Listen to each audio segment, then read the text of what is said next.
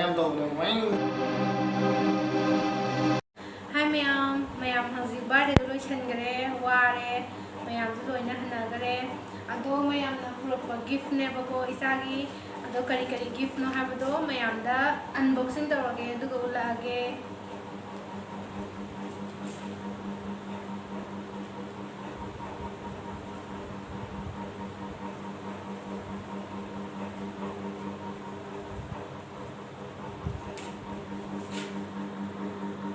mayam darai bani unboxing tawage mayam na piramba gift se isa thoibigi ado karam gift no habado mayam na ulage ahan gift sina Mr. and Mr. Amir Sakunde is near me ma gira ne si kari yaore to na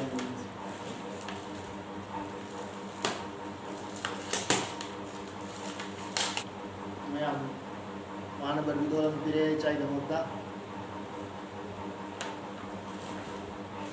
matang si mohang to jage matang sina happy birthday sweetie na thabire aduga masi pire bisna by V Janet Glory by V Janet Glory mahanga pibira koni masigi se ai to jage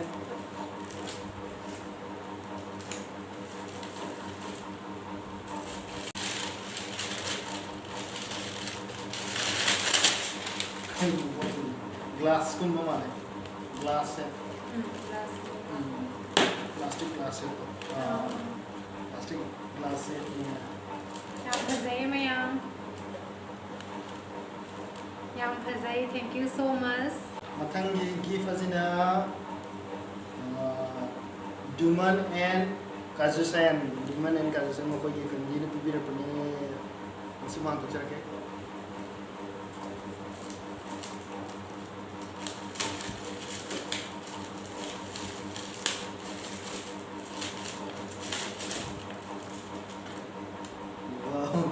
angangi cup amaga spoon amaga nice bazai thangi paikali ba gifts na Mr. Harendra agi manamani Harendra mana iramani ayam kani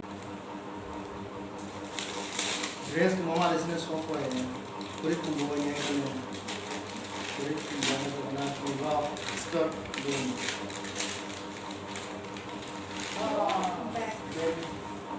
wow isa na jam pamjarani thank you so much yes mathangi asina family ko course to be Mr. and Mistress Jitu mahaki family de pibira pa kanoni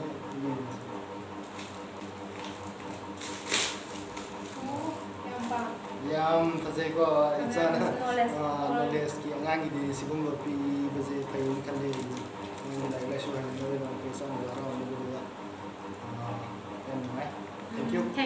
thank you so much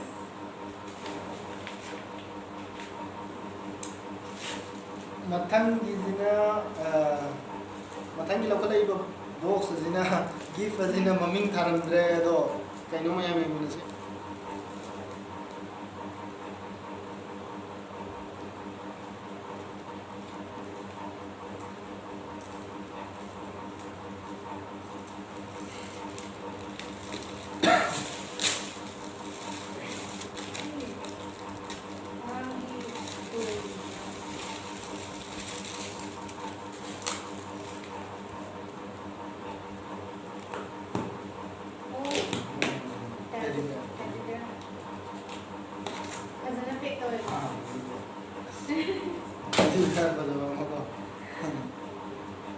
teddy bear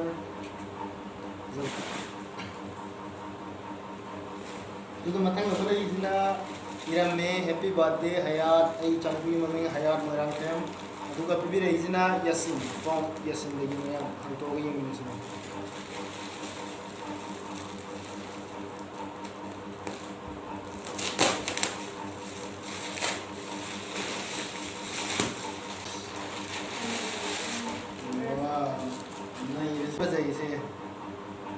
gift ne pajaina dum khale nice thank you say thank you so much Yasin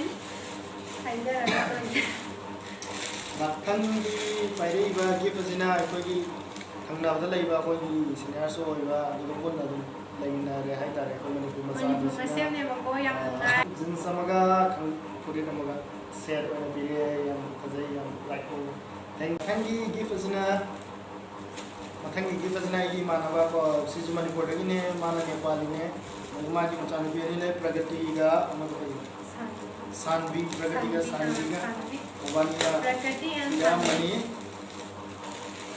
lo musi chi dibya ne asai sai ki to mane yam fazai. Wow, very Thank nice. you. Thank you so much, Pragati and Sanvi. Moni je ama ka kara te ani ne moni birai je sine sis na kari no je mine je moni masana pi ani da ena ni mo pora na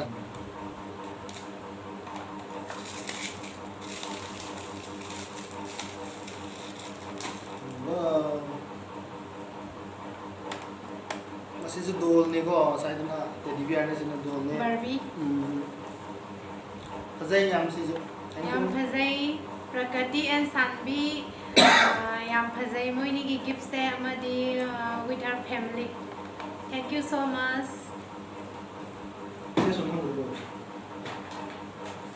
ji gift अनि अहुम तंग आइसले मथंगी gift सिना केंद्र थारमद्रे मया अपने से केंद्र थारमद्रे तो हम तो येंगे मैं आपको Ming tharam do chana mai te. नहीं थारमद्रे नो आइतो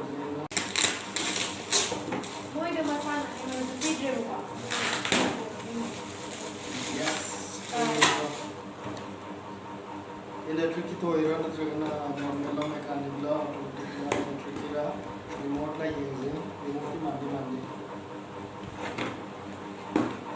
रिमोट की नत्रे This is it. Sounds like that.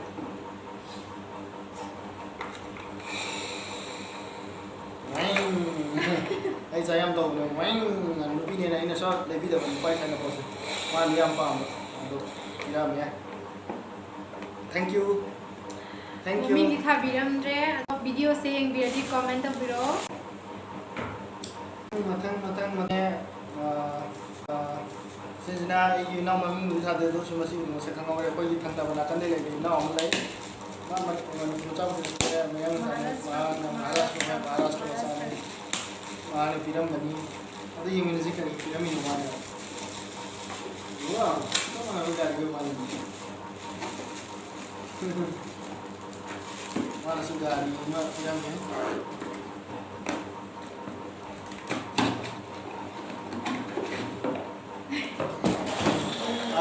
Sama ni saya juga kena di sini kena, mana ini illa chain tu mana? Azai like the way yang mengai yang sangkara ke icari like the way kita sudah matiin panggilan mudi laki mereka buat bibir mereka makta yang harau ni harau boleh ni na tangga sama tangga suri Yam nungai ba ko mayam yam CS mind do dana ho la ga mayam kaino tawga kunna langmin na dana khotana isagi mangon bibiram baze haningai le tana thagasari mayam su thank you so much to all mayam da ina amkana thagat ba phongdoksari aduga aroi bagi gift azina sona leire si ate amka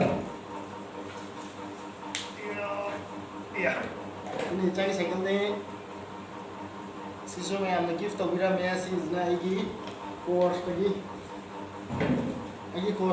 course में हम तुमसे लगा चाहे दमकता तो विरक पनी course में हम यहाँ नहीं निकाली तो न थका सरी और न चाहे दमकता साइकिल लम्बी बोर्ड के मैंने ना लापीरा मुझे दमकता बर्थडे दा योगीरा मुझे दमकता मैं हिंदी में बोलना चाहता हूँ कि उनके जो भी दोस्त है और मेरा कोर्स में है जो साइकिल दिया है वो लोग मणिपुर नहीं जानता तो मैं हिंदी में बोलना चाहता हूँ वो लोग को शुक्रिया अदा करना चाहता हूँ मेरा बेटी के बर्थडे में आया विश किया और गिफ्ट भी किया मैन जिस तो गिफ्ट का नहीं है वो लोग आया और मेरा जो बर्थडे सेलिब्रेशन है उसको फुलफिल करवाया और ब्लेसिंग भी दिया so I am very happy for coming in my daughter's birthday celebration and I am very grateful and thankful to you for your kind attending my birthday, daughter's birthday celebrations. Thank you.